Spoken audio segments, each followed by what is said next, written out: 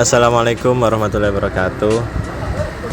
Kami dari kelompok 4 akan menyampaikan mengenai pesan, audiens, dan saluran komunikasi bisnis. Kelompok 4 terdiri dari Muhammad Maruzaki Afif serta Surutlan Muhammad Rafli. Pesan bisnis.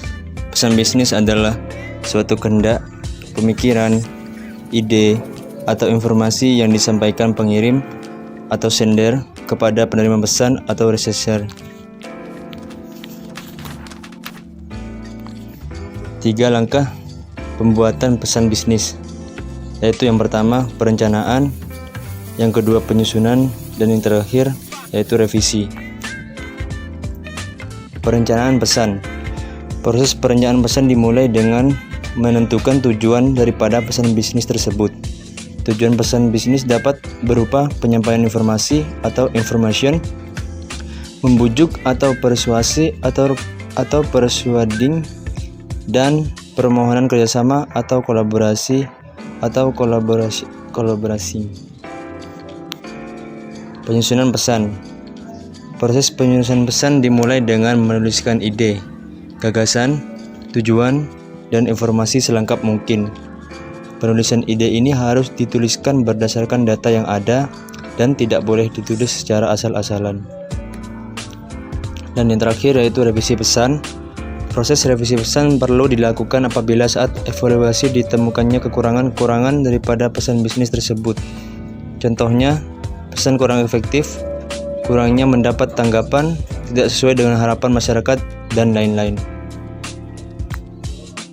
Menganalisis audiens. Dalam proses menganalisis audiens perlu dibuat analisis zona atau analisis zone yang sesuai dengan produk yang akan kita pasarkan. Analisis zona ini dibuat berdasarkan daya beli masyarakat yang bertujuan agar produk yang dipromosikan tepat sasaran. Selanjutnya adalah cara untuk memilih saluran komunikasi. Dalam saluran komunikasi dibagi menjadi 2, yaitu saluran komunikasi personal dan non-personal. Saluran komunikasi personal adalah saluran komunikasi jika ada 2 orang atau lebih yang berkomunikasi secara langsung, baik secara face to face ataupun melalui internet seperti WhatsApp, DM Instagram, dan lain-lain. Komunikasi langsung ini dianggap lebih efektif karena memperoleh tanggapan cepat daripada konsumen. Dalam dunia marketing, seseorang yang melakukan komunikasi personal biasa disebut sebagai salesman, agent, ataupun sales promotion girl. Selanjutnya, saluran komunikasi non-personal. Saluran komunikasi non-personal adalah komunikasi yang dilakukan tanpa tatap muka dan menggunakan media sebagai sarana pembantu, serta tidak mendapatkan tanggapan langsung daripada konsumen. Saluran komunikasi non-personal ini biasanya dilakukan dengan cara menyebarkan brosur, menempelkan pamflet, iklan, atau melakukan siaran-siaran televisi. Pada hakikatnya, saluran non-personal memerlukan sarana pembantu dalam melakukan komunikasi. Sarana pembantu ini dapat berupa LCD, film, video, dan lain-lain. Berdasarkan presentasi yang telah kami sampaikan, dapat dirangkum bahwasannya diperlukan kemampuan membuat pesan yang baik supaya dengan mudah dapat diterima oleh audiens. Serta dalam pembuatan pesan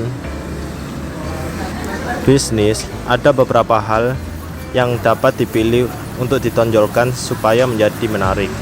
Contohnya, perihal harga ataupun kualitas, maupun servis atau pelayanan yang prima. Keunggulan-keunggulan ini wajib untuk ditonjolkan dalam pesan bisnis. Hal ini bertujuan agar dapat menarik konsumen. Selain itu, dalam menyampaikan pesan bisnis, diperlukan adanya proses analisis audiens agar pesan bisnis yang ingin disampaikan tepat sasaran terhadap konsumen. Selain itu, memilih saluran komunikasi yang sesuai sangat penting untuk dilakukan. Pemilihan saluran komunikasi ini juga perlu disesuaikan dengan kemampuan perusahaan tersebut. Sekian presentasi dari kami kelompok 4. Apabila ada salah-salah kata, kami mohon maaf. Wabillahi taufiq wal hidayah. Wassalamualaikum warahmatullahi wabarakatuh.